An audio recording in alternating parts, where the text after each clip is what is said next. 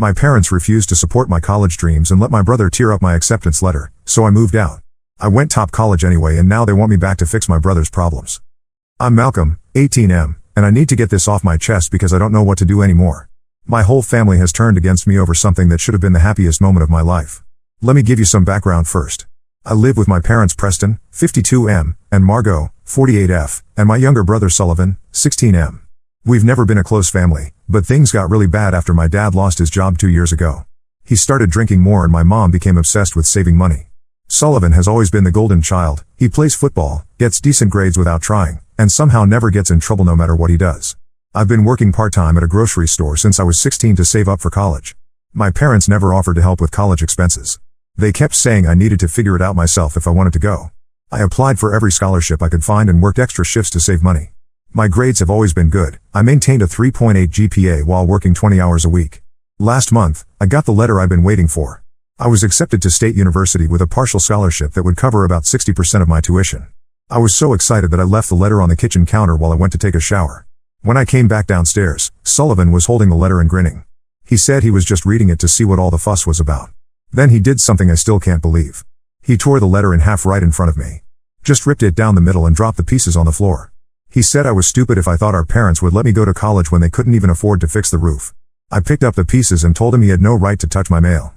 He laughed and said it didn't matter because I'd never actually go anyway. I was holding the torn pieces when my parents walked into the kitchen. My dad saw what was happening and asked what was going on. I explained that Sullivan had destroyed my acceptance letter. I showed them the torn pieces and told them exactly what happened. Instead of getting mad at Sullivan, my mom just sighed and said maybe it was for the best. She said we couldn't afford to send me to college anyway and I was being unrealistic. My dad nodded and said I should focus on getting a full-time job instead of wasting time with college dreams. Then he looked at Sullivan and told him he shouldn't have torn up the letter, but he said it like he was telling him not to leave dishes in the sink. No real consequence, no apology required. Sullivan just shrugged and said he was trying to help me face reality. My mom actually agreed with him. She said I was living in a fantasy world if I thought they could support me through college. The partial scholarship wasn't enough, and they weren't going to co-sign loans or help with living expenses. I told them I had been planning to work and take out loans for the rest. I had already researched everything and made a budget. I could make it work if I kept my grocery store job and maybe picked up more hours. My mom shook her head and said I was being selfish. She said if I went to college, I wouldn't be able to help with household expenses anymore. That's when I realized what this was really about. They didn't want me to leave because they needed my paycheck. I've been contributing about $400 a month to help with bills since my dad's hours got cut. They were worried about losing that income. I asked them directly if that was the reason they didn't want me to go to college. My dad got angry and said I was being disrespectful for even suggesting such a thing. But neither of them denied it. My mom just said families need to stick together and help each other out. Sullivan was still standing there with that smug look on his face. He said I was being dramatic about a stupid piece of paper. He said I could just call the college and get another copy if I really wanted to. But that wasn't the point. The point was that he had destroyed something important to me and our parents didn't care. I went upstairs and called the university admissions office. They said they could send me another copy of the acceptance letter, but I would need to confirm my enrollment by the deadline or lose my spot. The deadline was only 3 weeks away, and I still needed to figure out housing and financial aid paperwork.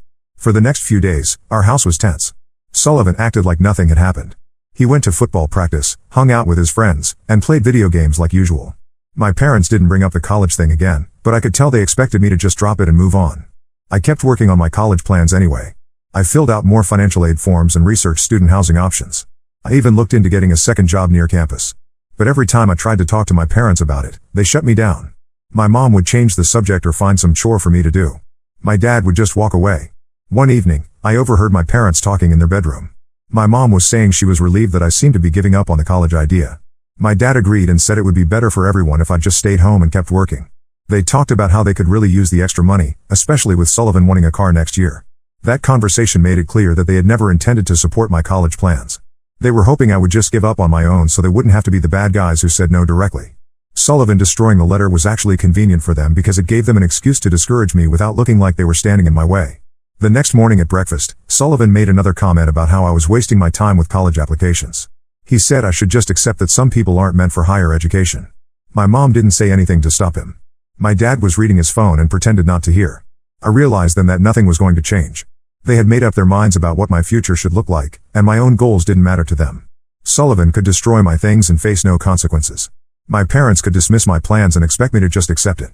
I started making plans to move out. I had about $2,000 saved up from work, which wasn't much but it was something. I looked at apartment listings and tried to figure out if I could afford rent somewhere near campus. The numbers were tight, but I thought I could make it work if I got more hours at the store or found a second job. But here's the thing that really bothers me. I shouldn't have to choose between my family and my education. I shouldn't have to sneak around and make plans behind their backs just to go to college. Other kids my age get support and encouragement from their families. I get obstacles and discouragement. Sullivan has never had to work for anything. He gets new football equipment every season, goes out with friends whenever he wants, and never has to contribute to household expenses.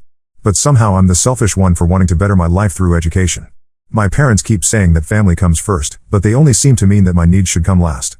They want me to sacrifice my future to make their present easier. And they're using Sullivan as their weapon to make sure I stay in line. I know some people will say I should just suck it up and go to community college first, or wait a year and reapply. But I worked so hard for this opportunity. I earned that acceptance letter and that scholarship. Sullivan had no right to destroy it, and my parents had no right to dismiss it. I'm not sure what I'm going to do next. Part of me wants to just leave and figure it out on my own. Part of me hopes they'll come around and realize how wrong they've been. But I don't think that's going to happen. They've shown me exactly where I stand in this family, and it's not where I thought I was. The deadline for confirming my enrollment is getting closer every day. I need to make a decision soon about whether I'm going to college in the fall or staying home to keep funding my family's expenses. Either way, I don't think my relationship with them will ever be the same after this. Update 1: I didn't expect so many people to respond to my original post. A lot of you told me to just go to college anyway and figure it out later. Some of you shared your own stories about unsupportive families.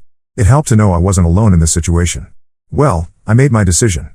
I confirmed my enrollment at State University and put down a deposit for campus housing. I used most of my savings to do it, but I figured it was now or never. I didn't tell my family right away because I wanted to have everything locked in first. The day after I confirmed everything, I told my parents what I had done. I thought maybe they would be proud of me for taking initiative and figuring out the finances on my own. I was wrong. My dad went silent for a long time. Then he asked how I planned to pay for everything without their help. I explained that I had the partial scholarship, some financial aid, and I would work part-time once I got to campus. I had already applied for several jobs in the university area. My mom's reaction was worse than my dad's. She started crying and said I was abandoning the family when they needed me most. She brought up every sacrifice they had made for me over the years. She mentioned the time they bought me a used car for my 16th birthday, and how they let me live at home rent-free while I worked. Sullivan, of course, had plenty to say too. He told me I was being ungrateful and selfish. He said I was going to regret leaving home and that I would probably flunk out within a semester anyway. He seemed almost excited about the idea of me failing at college. But here's where things got really bad. 2 days after I told them about my enrollment, I came home from work to find my laptop missing from my room. I asked my parents where it was, and my dad said they had decided to sell it since I wouldn't be needing it anymore if I was so determined to leave home. I couldn't believe it. That laptop had all my college preparation materials on it. My financial aid documents, my class schedule, my housing contract, everything.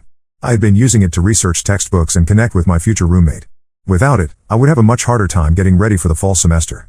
I asked them how they could sell my laptop without asking me first. My mom said that since they had bought it for me as a Christmas gift 2 years ago, it was technically their property. She said they needed the money more than I needed the computer. The worst part was finding out that they sold it to Sullivan's friend for $200.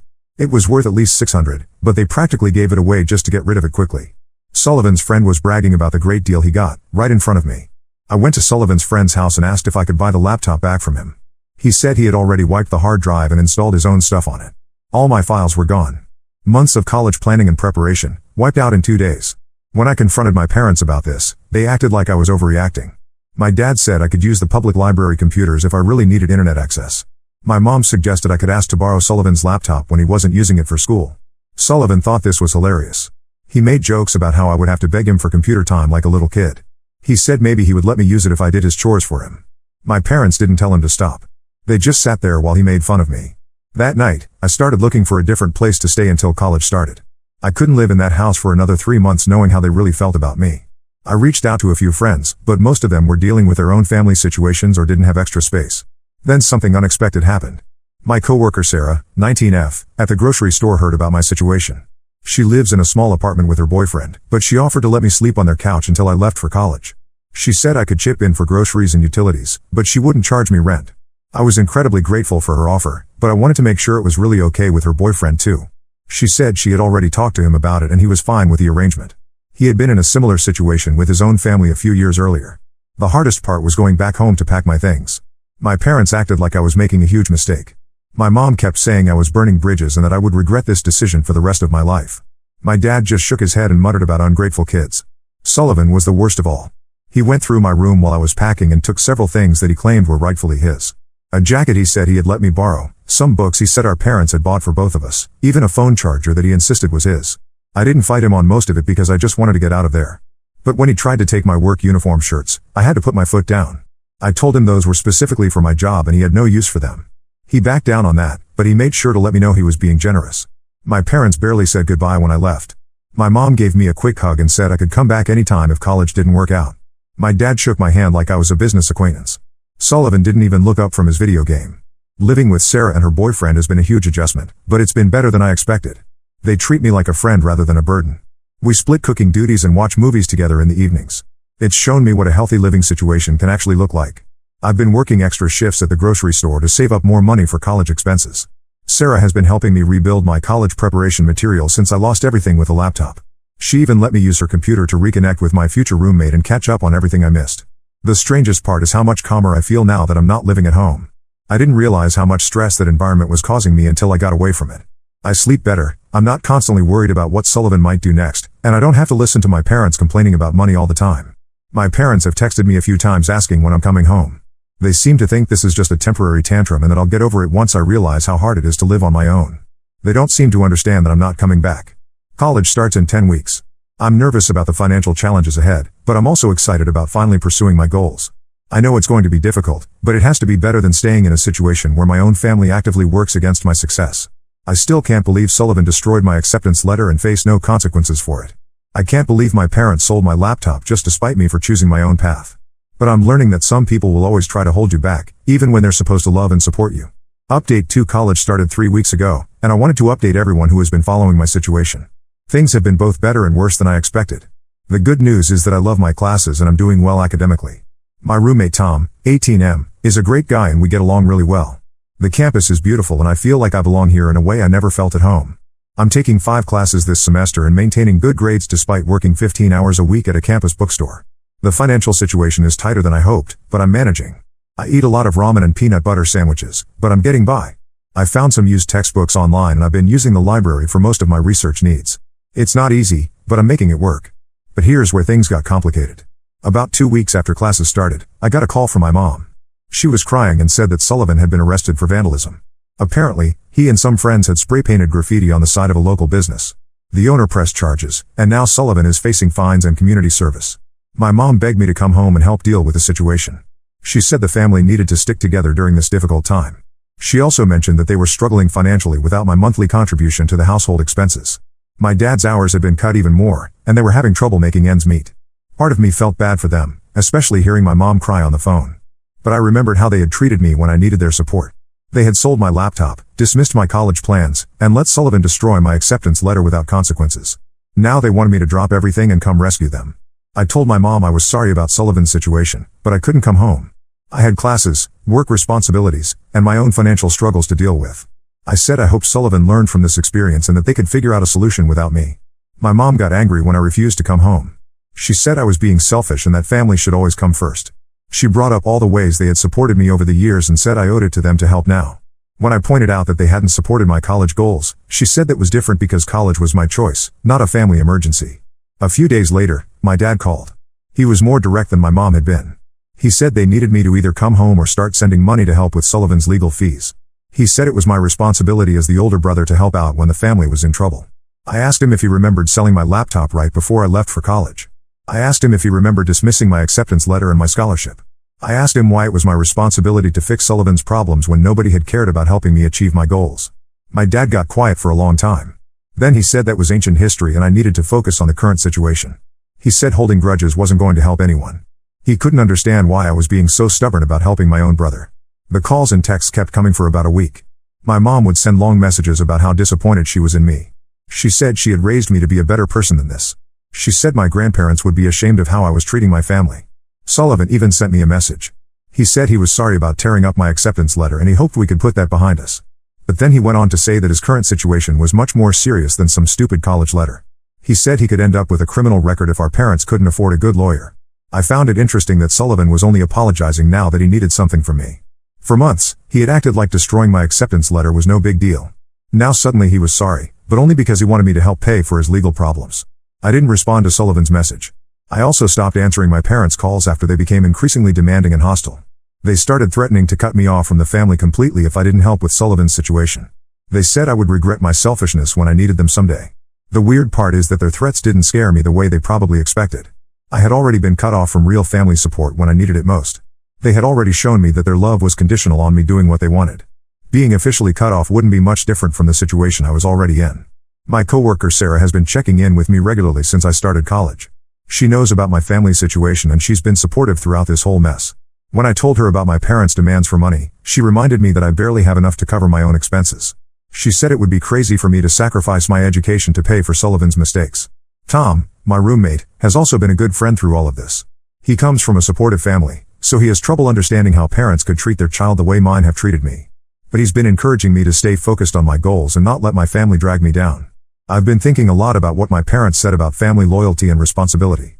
I wonder if they ever considered their responsibility to support my education and encourage my goals. I wonder if they thought about family loyalty when they sold my laptop or when they let Sullivan destroy my acceptance letter. It seems like their definition of family loyalty only goes one way. I'm supposed to sacrifice my future to solve their problems, but they weren't willing to sacrifice anything to help me pursue my dreams. They want me to put family first, but they put Sullivan's wants ahead of my needs for years. Last week, I found out through a mutual friend that Sullivan ended up pleading guilty to the vandalism charges. He got community service and a fine, but no jail time. My parents managed to handle the situation without my help after all. They never called to let me know how things turned out. I'm doing my best to stay focused on my classes and my job. I have midterm exams coming up next week, and I want to maintain my good grades. I'm also looking into additional scholarship opportunities for next semester since money is still tight. Sometimes I wonder if I made the right choice by cutting contact with my family. But then I remember how they treated me when I needed their support, and I know I did what I had to do. I can't build my future on a foundation of people who actively work against my success. Update 3. I wanted to post one final update since so many people have been following my story and offering support. It's been about 7 months since Sullivan destroyed my acceptance letter, and my life has changed completely. I just finished my first semester of college with a 3.9 GPA. I made the dean's list and I'm on track to maintain my scholarship for next year. I've also been promoted to a supervisor position at the campus bookstore, which means better pay and more flexible hours. Things are still tight financially, but I'm managing much better than I expected. The best part is that I genuinely love what I'm studying. I'm majoring in engineering, and every class feels like a step toward the career I actually want. I can't imagine how different my life would be if I had listened to my family and stayed home to work at the grocery store full time. My living situation has also improved significantly. Tom and I decided to get an apartment together off campus for next year. We found a place that's actually cheaper than the dorms, and we'll have more space and privacy. I've been saving up for the security deposit and first month's rent. As for my family, I haven't spoken to any of them since the phone calls about Sullivan's legal troubles. They stopped trying to contact me after I made it clear I wasn't going to send money or come home to help. I heard through mutual friends that Sullivan finished his community service and got a part-time job to help with household expenses. Apparently, my parents had to take on extra work to make up for the income they lost when I moved out. My mom got a weekend job at a retail store, and my dad picked up some freelance work. It's ironic that they're now doing exactly what I suggested months ago, finding ways to increase their income instead of depending on mine. A few weeks ago, I ran into my Aunt Rebecca, 45F, at a coffee shop near campus. She's my mom's sister, and she lives in the same town as my college. We had never been particularly close, but she recognized me and asked how I was doing. I was hesitant to talk to her at first because I figured my parents had told their version of events to the whole extended family. But Rebecca surprised me. She said she had heard about my situation from my mom, and she wanted me to know that she thought I had made the right choice by going to college. Rebecca told me that my mom had been complaining to everyone about how selfish and ungrateful I was. But Rebecca said she remembered how hard I had worked in high school and how excited I was about getting into college. She said she couldn't understand why my parents weren't proud of me for pursuing my education. She also told me something I hadn't known before. Apparently, Sullivan had been getting into trouble at school for months before the vandalism incident. He had been skipping classes, failing tests, and getting suspended for various behavioral issues. My parents had been so focused on covering up his problems that they saw my college plans as an unwelcome distraction. Rebecca said she thought my parents were afraid that my success would make Sullivan's failures more obvious. If I went to college and built a career, it would highlight how much Sullivan was struggling with basic responsibilities. It was easier for them to discourage me than to deal with Sullivan's real issues. This conversation helped me understand my family's behavior in a new way. It wasn't really about the money, although that was part of it. It was about maintaining a family dynamic where nobody was allowed to outgrow their assigned role. Sullivan was the troubled child who needed protection and excuses. I was the responsible child who was supposed to sacrifice my goals to keep the family stable. Rebecca and I have stayed in touch since that coffee shop meeting. She's become something like a mentor to me. She went back to school later in life to become a nurse, so she understands the challenges of pursuing education despite family opposition. She's been encouraging me to stay focused on my goals. Through Rebecca, I learned that my parents have been telling people I'm struggling in college and will probably drop out soon. They've been predicting my failure to anyone who will listen. Rebecca said she thinks they're hoping I'll fail so they can feel justified in their lack of support. But I'm not failing. If anything, being on my own has made me more motivated and focused. I don't have to listen to constant complaints about money or deal with Sullivan's destructive behavior. I can concentrate on my studies and work without family drama consuming my energy. I've also made some good friends at college who come from healthier family situations. Spending time with them has shown me what normal family relationships look like. Their parents call to check on their grades because they care about their success, not because they want to criticize them. Their siblings celebrate their achievements instead of trying to sabotage them. Last month, I got a letter in the mail from my mom. It was the first direct communication I'd had from my family since the phone calls about Sullivan. The letter was mostly guilt trips and manipulation. She wrote about how much they missed me and how family should forgive and forget past disagreements. But the letter also contained some demands. She wanted me to call Sullivan on his birthday next month. She wanted me to come home for Christmas. She said it was time to put this silly feud behind us and act like a real family again. She didn't apologize for anything they had done, and she didn't acknowledge that they had been wrong to oppose my college plans. I didn't respond to the letter. There's nothing to discuss until they can acknowledge how they treated me. They want me to pretend nothing happened so they can go back to treating me like a resource for them to exploit. They want me to come back and resume my role as the family problem solver and money contributor. I'm not interested in that dynamic anymore. I've learned that I can build a successful life without their support or approval. I've found friends who celebrate my achievements instead of trying to undermine them. I've discovered that I'm capable of more than they ever believed. Next semester, I'm going to apply for a research position with one of my professors. If I get it, it would look great on graduate school applications and it might lead to additional funding opportunities. I'm also considering study abroad programs for my junior year. These are the kinds of opportunities I never would have had if I had stayed home and accepted my family's limited vision for my future. Sullivan was wrong when he said some people aren't meant for higher education. My parents were wrong when they said I was being unrealistic about college. I know my story doesn't have the kind of reconciliation ending that some people prefer. My family and I are still not speaking, and I don't see that changing anytime soon. But sometimes the healthiest choice is to walk away from people who consistently work against your best interests, even if they're related to you. I'm building the life I want on my own terms. I'm pursuing goals that matter to me instead of just fulfilling other people's expectations. And I'm learning that family isn't just about blood relations, it's about the people who support your growth and celebrate your success. My real family now includes Tom, Sarah, Rebecca, and the friends I've made at college. These are the people who have my back when things get tough. These are the people who believe in my potential and encourage me to reach for my goals. That's worth more than any biological relationship that comes with conditions and limitations. Now let's move to the next story. Story 2. I got disowned for bullying my sister. Then we found out she was stealing $100,000 from our parents for drugs. I'm Robert, 30M, and I need to share what just happened with my family. My father, 58M, has disowned me because my sister Sarah, 28F, convinced him to do it. She's always hated me, and now she's finally succeeded in turning our dad against me completely. I grew up in a middle-class family in a suburban neighborhood. My parents, John, 58M, and Linda, 56F, both worked hard to provide for us. Dad was an accountant at a local firm, and Mom was a high school English teacher. They always emphasized the importance of education and hard work. I'm the oldest of 3 siblings. There's me, my brother Mike, 26M, and Sarah. From a young age, it was clear that Sarah was the favorite child. She was born when I was 2 and Mike was on the way. Mom often told the story of how Sarah was a miracle baby because they had trouble conceiving her. As we grew up, the favoritism became more obvious. Sarah got the best of everything: clothes, toys, attention. When I was 10, I desperately wanted a new bike for my birthday. My parents said it was too expensive. But just a few months later, they bought Sarah a brand new bike just because. This pattern continued throughout our childhood. In school, I was always a good student. I worked hard and got mostly A's and B's. Mike was similar, though he struggled a bit more with academics.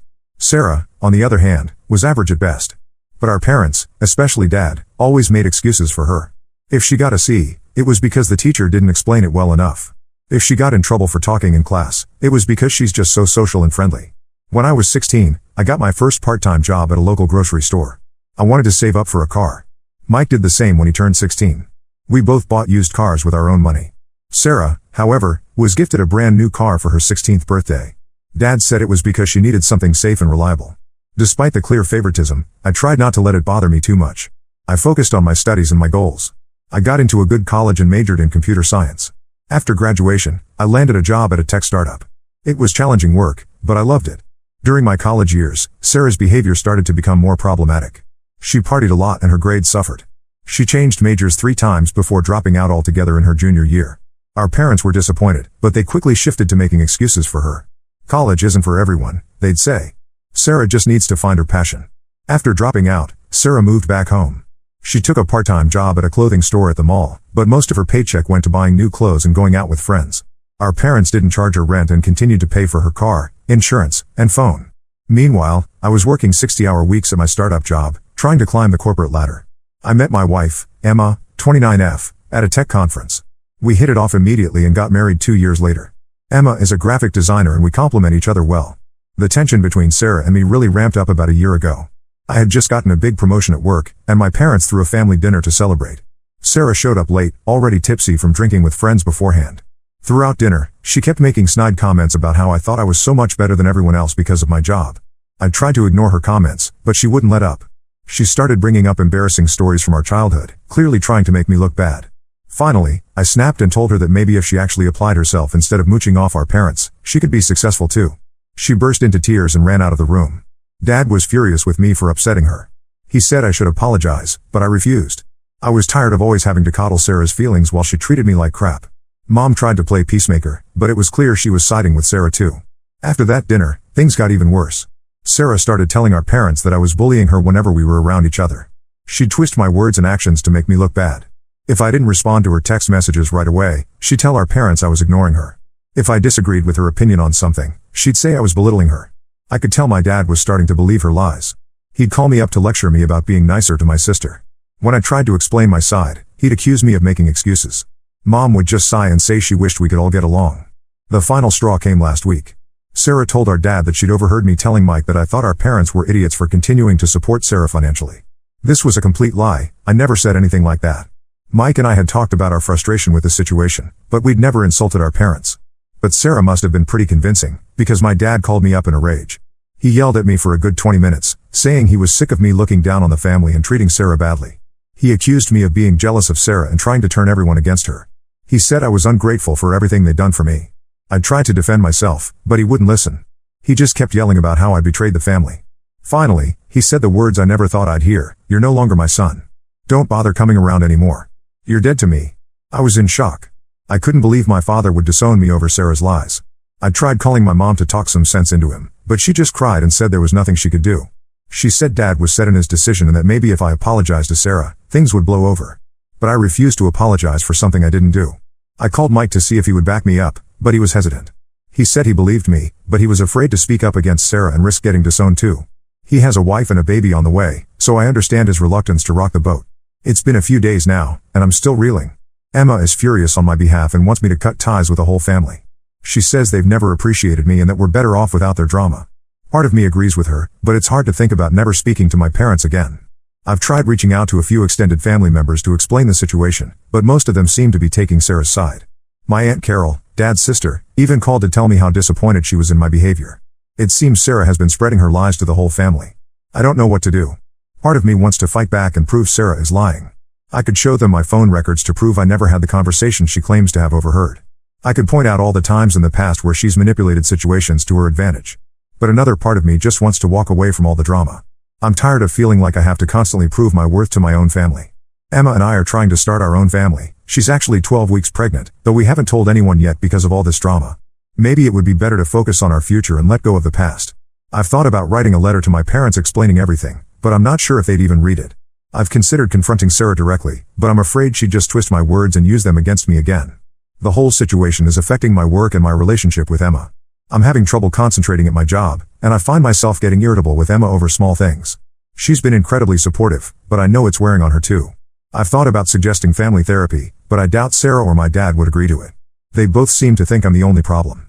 And to be honest, I'm not sure I want to sit in a room and hash this out with them. The thought of it just makes me feel exhausted. Has anyone else dealt with toxic family dynamics like this? How did you handle it? Did you try to clear your name or did you just walk away? I could really use some advice on how to move forward from here. I never thought I'd be in a position where I was cut off from my family, and I'm struggling to come to terms with it. Update 1: It's been about 2 weeks since my last post, and a lot has happened. First, I want to thank everyone for the supportive comments and messages. It really helped to know I wasn't alone in dealing with difficult family situations. After taking some time to process everything and reading through all the advice, I decided to try one last time to talk to my dad. I figured I owed it to myself to at least attempt to clear the air before potentially cutting ties for good. I sent him a text asking if we could meet up in person to talk things through calmly. To my surprise, he agreed. We arranged to meet at a coffee shop near his work during his lunch break. I was nervous all morning, trying to plan out what I would say. Emma gave me a pep talk before I left, reminding me to stay calm and stick to the facts. When I arrived at the coffee shop, Dad was already there. He looked tired and older than I remembered.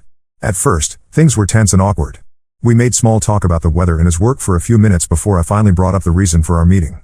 I calmly explained my side of things. I told him how hurt I was that he would believe Sarah's lies without even asking for my perspective. I pointed out all the times in the past where Sarah had twisted the truth to make herself look better. I even showed him my phone records to prove I hadn't had the conversation Sarah claimed to overhear. To my shock, my dad actually started to tear up. He admitted that deep down, he knew Sarah could be manipulative sometimes. But he said he always felt like he had to protect her because she was more fragile than Mike and me. He talked about how Sarah had struggled with anxiety and depression in high school, which was news to me, and how he and Mom always worried about her self-esteem. We ended up talking for over 2 hours. Dad opened up about a lot of things I never knew. He talked about the pressure he felt to provide for the family and how he often worked overtime when we were kids to make ends meet. He admitted that he probably overcompensated with Sarah because he felt guilty about working so much when she was young. By the end of our conversation, Dad apologized for disowning me so hastily. He said he'd been stressed about work and other issues, and he'd taken it out on me unfairly. He promised to talk to Sarah and get to the bottom of her lies. He even suggested that we all sit down as a family to hash things out. I left feeling cautiously optimistic. It seemed like maybe we could start to repair our relationship. Dad hugged me before we parted ways, something he hadn't done in years.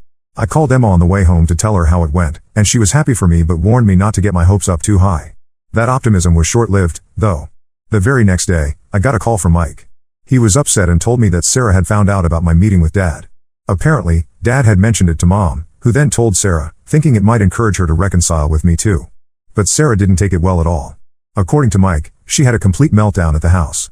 She screamed at our parents for hours, accusing them of always loving me more, even though she was the one who needed them. She brought up every perceived slight from our childhood, twisting events to make herself the victim in every situation. Mike said Sarah threatened to move out and never speak to them again if they didn't cut me off completely. She said I was manipulating them and trying to turn them against her. She even threatened to hurt herself if they kept in contact with me. Our parents, of course, caved to her demands. My mom called me in tears, saying they had no choice but to side with Sarah. She said Sarah was in a fragile state and they were afraid of what she might do if they didn't support her. She begged me to understand and to give Sarah space. I was beyond frustrated. Just when I thought we were making progress, Sarah managed to manipulate the situation again. I told my mom I was done trying. If they wanted to enable Sarah's behavior, that was their choice. But I wouldn't stick around to be her punching bag anymore.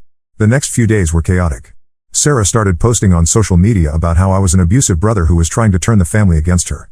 She shared childhood photos with long captions about how I'd always bullied her and made her feel worthless.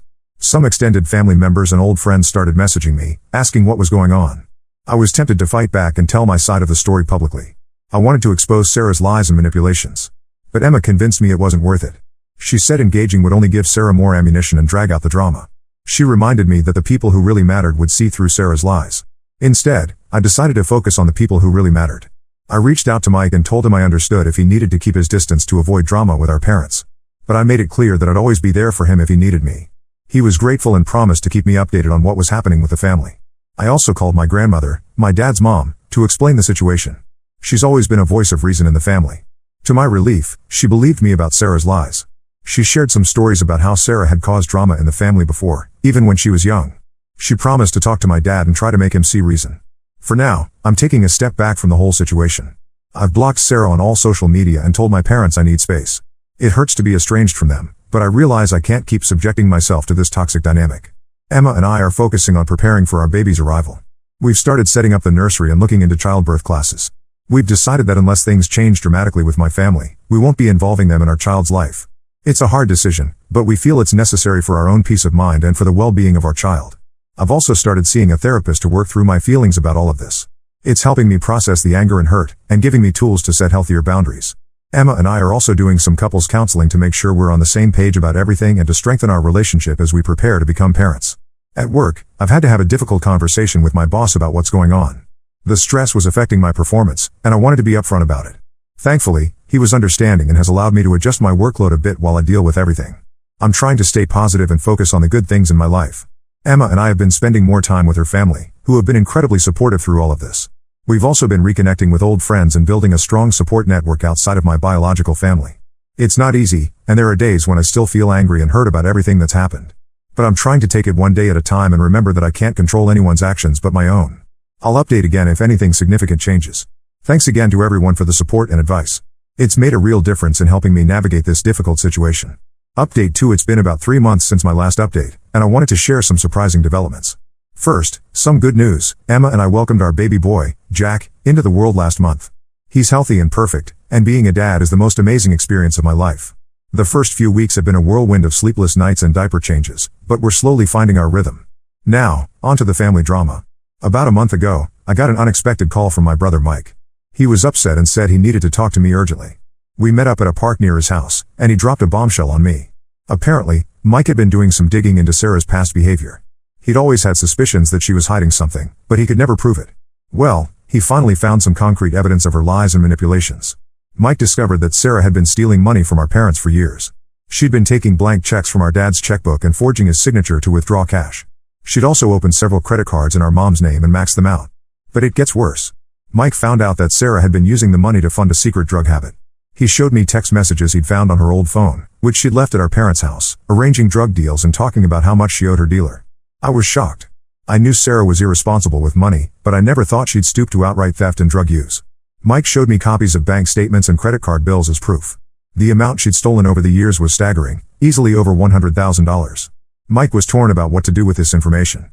On one hand, he wanted to expose Sarah's crimes and finally prove to our parents that she'd been lying and manipulating them. On the other hand, he was worried about how they would react and if it would tear the family apart even more. We spent hours discussing what to do. We both felt our parents deserved to know the truth, but we were concerned about how it would affect them emotionally and financially. We also worried about Sarah's reaction and if she might do something drastic if confronted. After a lot of back and forth, we decided that our parents needed to know. We agreed to confront Sarah together and give her a chance to come clean before we told our parents ourselves. We invited Sarah to meet us at a restaurant, saying we wanted to try to work things out as siblings. When she showed up, she seemed nervous but put on a fake smile. We sat down and ordered drinks, making small talk for a few minutes. Then, Mike pulled out the folder of evidence and laid it on the table. Sarah's face went pale.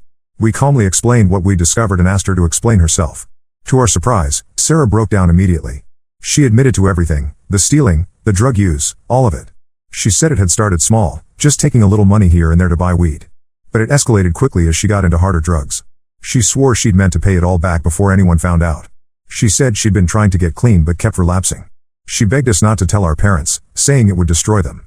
We told Sarah she had two choices. Either she could tell our parents herself and agree to get help, or we would go to them with the evidence. She pleaded with us to give her more time, but we stood firm. In the end, Sarah agreed to come clean to our parents. Mike and I went with her for support and to make sure she told the whole truth. The conversation with our parents was one of the hardest things I've ever been through. Mom couldn't stop crying. Dad looked like he'd aged 10 years in an instant. They were hurt, angry, and completely blindsided. Sarah promised to get help for her addiction issues and to pay back every cent she stole. Our parents said they would support her getting treatment, but that she couldn't live at home anymore. They also decided to press charges for the identity theft and fraud, hoping it would force Sarah to take her recovery seriously. As for me, my dad pulled me aside after everything came out and apologized profusely for not believing me before. He admitted that he'd enabled Sarah's behavior for far too long and that he should have seen the signs. He asked if we could try to rebuild our relationship, and I agreed to give it a shot. It's been a difficult few weeks as everyone processes this revelation. Sarah is in a 90-day inpatient rehab program now. My parents are in therapy to deal with their emotions and learn how to set better boundaries. They're also working with a financial advisor to figure out how to recover from the financial damage Sarah caused. Mike and I are doing our best to support our parents while also maintaining some distance for our own mental health. It's a delicate balance, but we're managing. We've been taking turns checking in on them and helping with practical things like grocery shopping and yard work. I'm still processing my own feelings about everything. Part of me is relieved that the truth finally came out and that I've been vindicated. But another part is sad that it took something so extreme for my family to see Sarah's true colors. I'm angry about all the years of manipulation and the stress it caused me and Emma. Speaking of Emma, she's been incredibly supportive through all of this. She's encouraged me to take things slow with my family and not rush into forgiveness just because the truth came out. She's also been amazing with Jack, taking on extra baby duties when I've had to deal with family stuff. For now, I'm focusing on my wife and son. My parents have expressed interest in meeting their grandson, but I'm taking things slowly. We've agreed to a short visit next month, with clear boundaries in place. Trust takes time to rebuild, and my priority is protecting my own little family. I'll update again if there are any major developments. Thanks again to everyone who's followed along with this crazy situation. Update 3. It's been about 6 months since this whole saga began, and I wanted to give one final update on where things stand now. Sarah completed her 90-day rehab program and is now living in a halfway house. She's attending regular therapy and Narcotics Anonymous meetings. From what Mike tells me, she seems to be taking her recovery seriously. She's got a part-time job at a local diner and is slowly starting to pay back some of the money she stole. I haven't had any direct contact with Sarah yet. She sent a few messages through Mike apologizing and asking to meet, but I'm not ready for that. Maybe someday, but for now, I need to focus on my own healing and my family. My parents are still dealing with the financial fallout of Sarah's actions. They've had to refinance their house and dip into their retirement savings to cover the debts. It's been hard on them, but they're working through it. They've also had to explain the situation to some extended family members, which has been humiliating for them. As for my relationship with them, things are slowly improving. We've had several long, honest conversations about the past and how we can build a healthier family dynamic going forward. They've apologized multiple times for how they treated me and for enabling Sarah's behavior for so long. They've met Jack a few times now. The first visit was awkward, but seeing them with him has helped ease some of the tension between us. They're trying hard to be better grandparents than they were parents. Mom has been knitting baby clothes and Dad even built a rocking chair for the nursery. Mike and I have grown closer through all of this. We talk almost daily now and have become each other's main support system within the family. It's nice to finally have the kind of brotherly relationship I always wanted. He and his wife are expecting their second child now, and we're looking forward to our kids growing up together. Emma has been my rock through all of this. She's encouraged me to set boundaries with my family while also giving them a chance to make amends. I don't know how I would have gotten through this without her. We're settling into parenthood and despite the lack of sleep, we're happier than ever. Work has been going well. I got another promotion last month, partly because of how I handled myself professionally during all the personal stress. We're looking at buying a house now, something that seemed impossible when all this started. Looking back, I never could have predicted how things would unfold when I made that first post 6 months ago. It's been a roller coaster of emotions, but I feel like I've come out stronger on the other side. I've learned a lot about standing up for myself, the importance of honesty, and how to break toxic family patterns. While I wish things hadn't gotten so extreme, I'm grateful for the growth and clarity this experience has brought me. To anyone else dealing with difficult family dynamics, my advice would be to trust your gut, set firm boundaries, and surround yourself with people who truly support you. It's not easy, but it's worth it for your own peace of mind. Thank you all again for the support and advice throughout this journey.